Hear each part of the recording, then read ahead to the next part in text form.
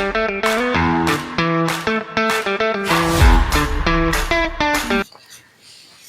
morning, guys! Good morning! Dito pa rin tayo sa Osaka, Japan, at this is our second day and we are preparing another day para mag-ikot-ikot dito sa area ng Namba dito sa Osaka. And to recap, yung first day natin, dumating kami dito around 4 o'clock now, which is exactly the time na mag-check-in kami. Si Google Map pa rin yung assistant namin. Walking distance lang naman. Chinek namin yung area kung nasan si Dotonbori, which is, alam niyo naman, yun yung pinaka-isa dito sa pinaka-isang popular destination ng tourist dito sa sa Japan, sa Osaka, Japan. At yun lang, it takes siguro mga 10 minutes walk lang from our apartment. And then, hindi ka naman maiinip maglakad kasi marami kang makikita attraction, mga hotels, mga anime na may mga cosplay. Si Glay ko man, isa yan sa mga alam natin na papanood natin sa mga vlog na talagang siya talaga yung isa sa mga pag hindi mo siya nakita, pag pumunta ka dito, parang sayang ng araw. So, isa yun sa mga attraction dito. Tsaka yun talaga yung pinuntahan namin. Tapos yung drink ko, takoyaki. Yun kasi gusto niya. Authentic na takoyaki talaga dito sa Japan. Pero, yung kinain namin, hindi pa kami satisfied. Kaya, babalik kami at may hinahanap talaga kung lasa na masasatisfied. And, siguro yun lang muna for today. And, abangan nyo kami doon sa mga susunod naming adventure dito sa Osaka, Japan! Namba area. Bye-bye! Dala ko ng small umbrella. Medyo mahilig ngayon. So, laban tayo. Wala, nakalimutan ko yung sombrero ko. So, pababa na ulit tayo ng ipot na hagdaran. So, malinis. It's so malinis. Siya napapalagpas yung pero ngayon tinandaan na namin, so ito na yun, paglabas namin yan ang makikita mo yung B. So sobrang init. Second day natin ngayon sa Osaka, dito sa Namba area, at may pupuntahan kami ng store dito at may bibili tayo pasalubong. Yun, makikita nyo yan yung Namba station. Kung malapit lang kasi, siguro mga 300 meters lang yan. Doon sa natin, partners natin. Ito may Daiso. Meron din dito McDonald's. Dito yan, malapit sa Namba Nankai Station. Nankai Station. Yung Nankai, yung pangalan ng train na sinakyan namin.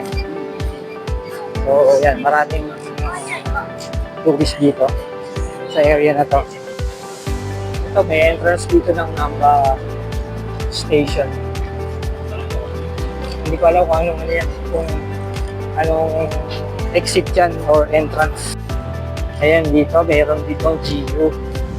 Isa rin to sa mga favorite shopping destination, no? Dito sa Namba Toho Cinema. So yan, napakalinis ng Japan. Wala kang makikita ang kalat o basura sa daan. Pero sa pagdating sa gabi, may mga nakakakita ko yung mga dilinis ko sa gabi. Pero ngayon, pagdating ng araw, ayun na, malinis siya. Itong area na to, isa pa rin ito sa mga exit entrance papunta ng Namba Station. Chukigishu. Ice cream niya, masarap ice cream dito. Chukigishu. Malapit lang to sa entrance. Sa Namba. Alin? Ito. And house nyo, fresh bake, Chukigishu. Kaya bili natin naman. 500 lang. Mas mura. Doon. 600, 750 yata. 500 lang.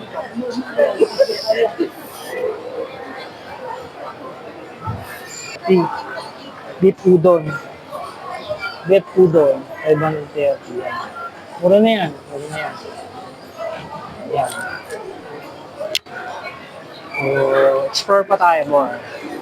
Ano natin sabihin doon sa ano? Ah, ito pala yun. Ayan, no? Like, puro kainan dito. Sige. Saan na tayo? So, nainit. Lalabas muna tayo.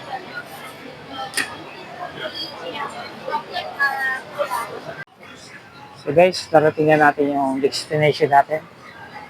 Ito yung Gideon Namba. Ang tindahan ito ng electronics, tax free. So papasok tayo sa loob. So, yun na. Okay, so dito na tayo ngayon sa Namba. Ano ba ang pangalan to? Gideon ba to? Na nagkataon, merong stock dito. Ito yung bibili natin. So, ayan, buti na lang merong stock. So, yun. Yan siya. Combo mini. Dito pa rin tayo sa area ng Namba dito sa Igo. Diyan kami galing sa loob.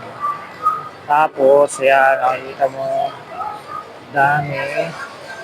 Tapos dito, kasi dito yan, yung mga train na niyan, yung, hindi ko alam kung train games, yan. So, usong-uso dito yan. So, tabay muna tayo saglit dito sa King Street, Seikadori Street. Pamunta sa Seikadori Street.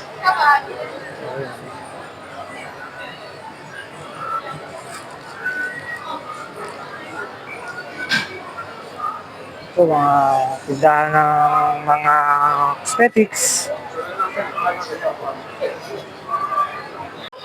Yan, kung makikita mo, salubuhan sila, palit-palit ang tao. Yan yung karami tao dito sa Gamba. Ito yung Ibishubashi Shuji. Pasok tayo dyan.